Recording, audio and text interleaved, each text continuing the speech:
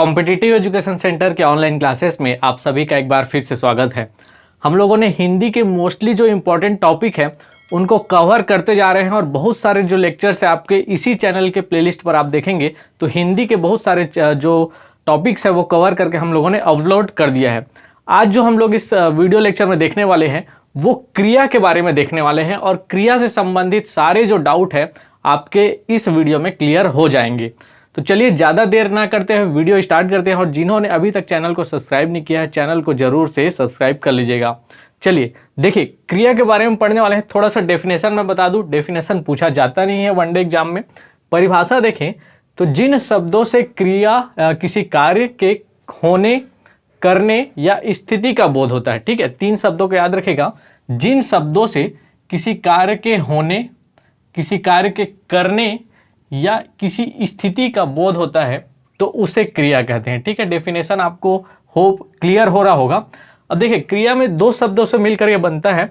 एक शब्द होता है धातु, आप लोगों ने सुना होगा नाम। ठीक है, धातु क्रिया के मूल रूप को ही धातु कहते हैं। ठीक है, ये संस्कृत शब्द होता था और इसी में ही धातु अगर आप देखेंगे तो क्रिया का मूल रूप कहलाता है। ठीक है, ये वनडे एग्जाम में एक वन लाइनर का टाइप पूछा भी जाता है कि क्रिया के मूल रूप को क्या कहते हैं, तो धातु कहा जाता है। ठीक है, और जब इसी धातु में हम लोग ना जोड़ देते हैं तो वह धातु और ना मिलकर क्रिया बना देता है। ठीक है, जितने भी ना वाले शब्द हैं आप देखेंगे, चाहे पढ़ना, लिखना, नहाना, खाना, दौड़ना, चलना, जितने ना वाले शब्द हैं वो सभी क्रिया कहलाते हैं। आपको इतना क्लियर हो रहा होगा। ठीक है, तो धातु में हम लोग जब ना जोड़ देते हैं तो क्या बन जाता है, हिंदी का क्रिया बन जाता है। ठीक है, धातु में हम लोग क्या जोड़ देते हैं, ना जोड़ देते हैं तो क्रिया बन जाता है।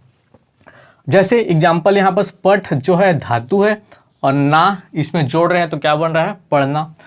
चल धातु में ना जोड़ रहे हैं तो चलना बन जा रहा है। ठीक उसी प्रकार लिख धातु में जब ना जोड़ रहे हैं तो लिखना बन जा रहा है।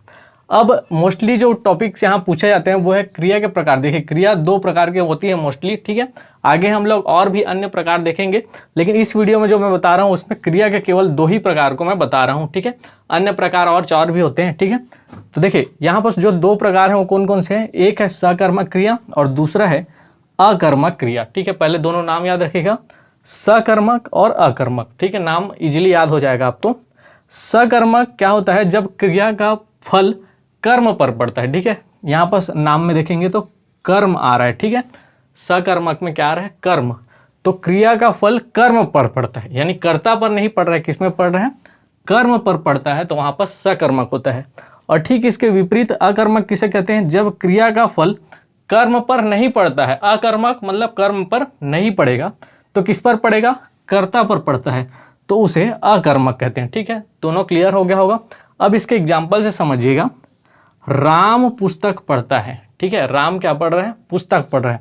तो यहाँ पर क्रिया का फल किस पर पड़ रहा है, कर्म पर। पढ़ने वाला कर्ता कौन है, यहाँ पर कर्ता क्या है, राम है। और पुस्तक क्या है, कर्म है। और पढ़ना क्या है, क्रिया है। तो ये जो क्रिया है अर्थात पढ़ना है, इसका जो फल है वो किस पर पड़ रहा है, राम पर ना पढ़ के किस पर पड़ रहा है, कर्म पर पड़ रहा है, यानी पुस्तक पर पड़ रहा है। तो इसीलिए ये सकर्मक क्रिया है। ठीक है, एक और एग्जाम्पल देखिएगा।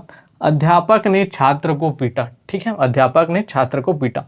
अब यहाँ पर जो पीटना है ये क्रिया है। ठीक है, अब पीटने का कार्य किस पर हो रहा है, अध्यापक करता है, लेकिन अध्यापक पर नहीं हो रहा है, किस पर हो रहा है, छात्र पर हो रहा है। छात्र यहाँ पर क्या है, कर्म है, तो छात्र को पीटा, तो यहाँ पर कर्म पर पड़ रहा है, तो इसलिए सकर्मक क्रिया है।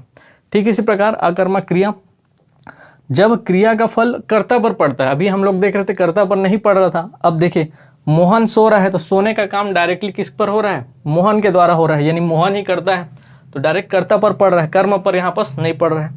चिड़िया आकाश में उड़ते हैं। ठीक है, उड़ने का काम, देखिए यहाँ पर ये विभक्ति है। अब यहीं पर मैं एक ट्रिक भी बताऊंगा जिससे आप आसानी से पहचान जाएंगे कि सकर्मक है कि अकर्मक है। ठीक है, तो चिड़िया आकाश में उड़ते हैं, ये क्या है, अकर्मक क्रिया है। ठीक है, कैसे अभी मैं थोड़ा ट्रिक से भी एक आपको बताऊंगा।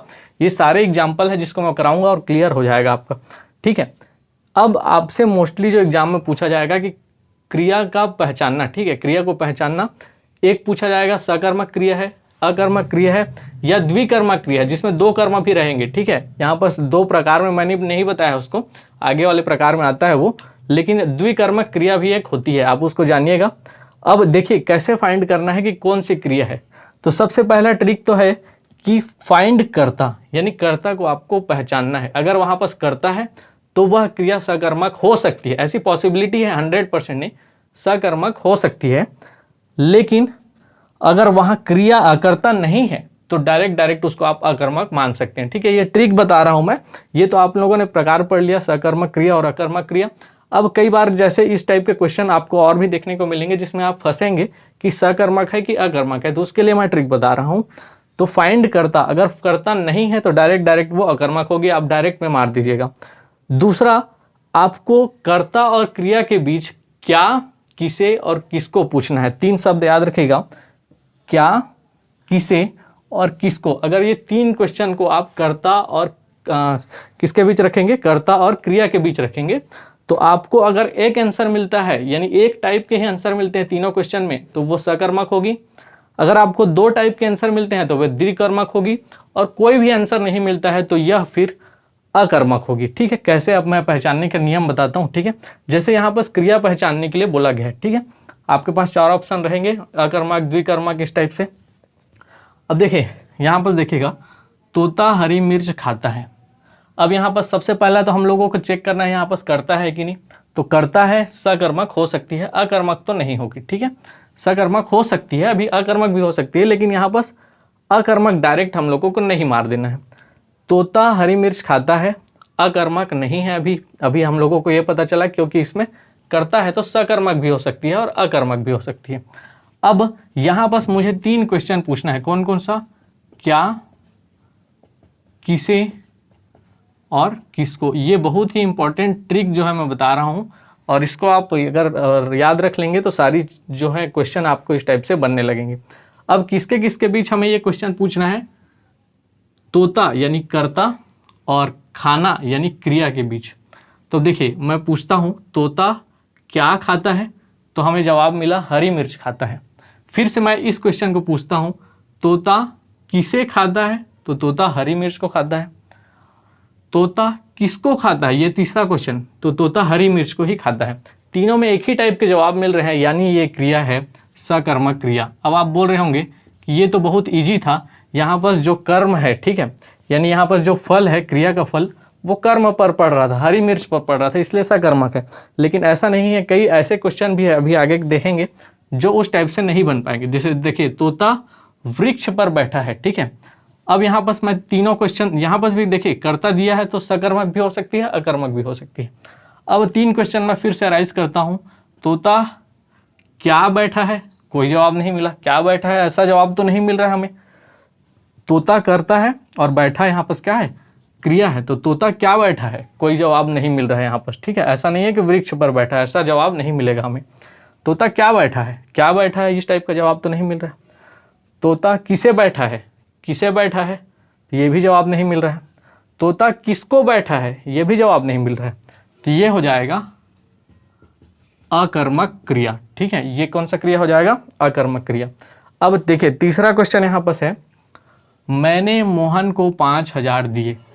मैंने मोहन को 5,000 दिए। अब सबसे पहले यहाँ पर करता है तो सकर्मक भी हो सकती है, अकर्मक भी हो सकती है। ठीक है, मैंने मोहन को 5,000 दिए। अब यहाँ पर कर्ता और क्रिया के बीच, यानी मैंने क्या है, कर्ता, और क्रिया क्या है, देना, इनके बीच 3 क्वेश्चन रखते हैं। ठीक है, तो मैंने क्या दिए, तो मेरा आंसर आता है 5,000 दिए। मैंने किसे दिए, तो यहाँ पर आंसर आता है मोहन को दिए, यानी 2 अलग अलग आंसर आ रहे हैं। देखिएगा फिर से एक बार, मैंने करता है, दिए क्या है, देना यानी कि क्रिया है। मैं 3 क्वेश्चन ही पूछता हूँ बार बार, क्या, किसे और किसको। तो मैंने क्या दिए, तो मैंने एक आंसर आया 5,000 दिए। मैंने किसे दिए, तो मोहन को दिए, ये दूसरा आंसर दिया। मैंने किसको दिए, फिर से आता है मोहन को दिए। तो यहाँ पर 2 अलग अलग आंसर प्राप्त हो रहे हैं, इसलिए यह द्विकर्मक क्रिया है। ठीक है, अब यहाँ पर आपको समझ में आ गया होगा इस ट्रिक का वैल्यू, जो यहाँ पर आपको नहीं समझ में आ रहा था। ठीक है, यहाँ पर भी आप देखेंगे तो यहाँ पर द्विकर्मक क्रिया आपको अराइज होती, यानी यहाँ पर प्राप्त होती दिख रही है। अब देखिए यहाँ पर चौथा एग्जाम्पल देखिएगा, यहाँ से आपको और समझ में आने लगेगा। बूंद बूंद से घड़ा भरता है। ठीक है, बूंद बूंद से घड़ा भरता है। अब यहाँ पर देखेंगे तो आपको कर्ता दिख ही नहीं रहा है।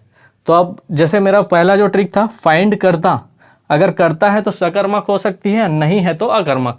तो यहाँ पास तो कर्ता है ही नहीं, तो मैं डायरेक्ट इसको क्या कर दूंगा, अकर्मक क्रिया। ठीक है, ये आंसर हो जाएगा मेरा डायरेक्ट।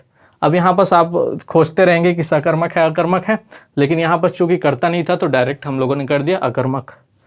मैं दिन भर सोता रहा। ठीक है, मैं दिन भर सोता रहा, मैं क्या है, कर्ता, और सोना है क्या है, क्रिया।